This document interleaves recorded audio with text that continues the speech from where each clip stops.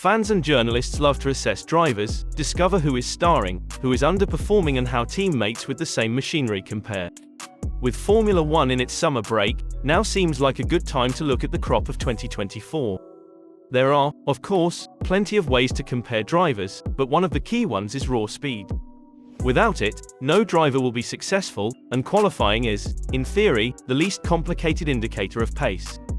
Below you can see how the 2024 F1 teammates stack up after 14 rounds, based on their qualifying performances for Grand Prix, not sprints.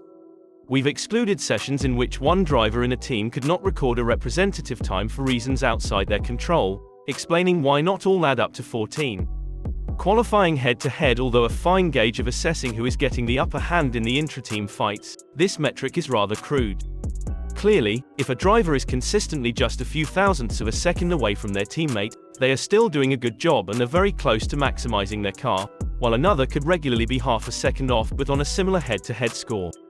To get a clearer view of the driver's actual speed, we've looked at supertimes. Supertimes are based on the fastest single lap by each driver at each race weekend, expressed as a percentage of the fastest single lap overall, 100.00%, and averaged over the season. This normally means qualifying and also has the benefit of largely, though not entirely, eradicating a driver struck with a problem or misfortune in a given session because it takes into account the whole weekend. It's not perfect. It gives us no steer on how consistent a driver is over a race stint, for example, but for raw speed, it can be enlightening. Supertimes gaps for the 10 teammate pairings so far in 2024. The first thing to note is how remarkably close Alpine drivers Pierre Gasly and Esteban Ocon are.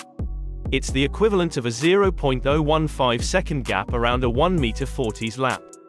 It's a similar gap to that between Lewis Hamilton and Fernando Alonso at McLaren in 2007, 0.19s in Hamilton's favor, and between 2015 Toro Rosso rookies Max Verstappen and Carlos Sainz, 0.067s.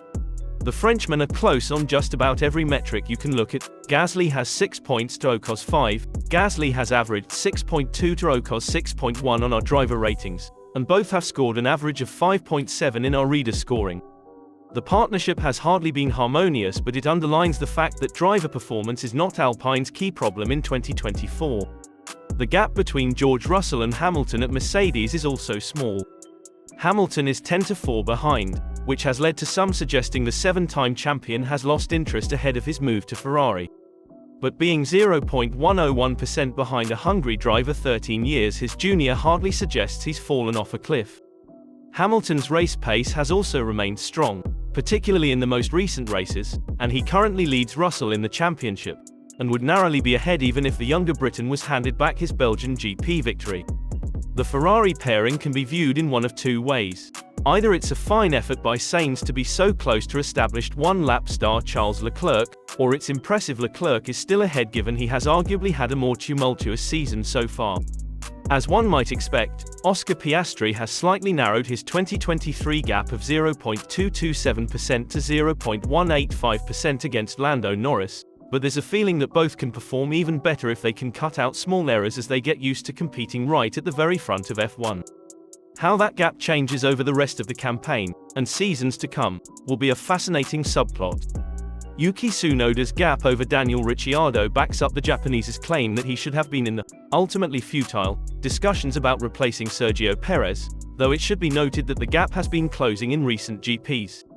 Alonso's recent slump is also revealed by a modest 0.211% advantage over Lance Stroll.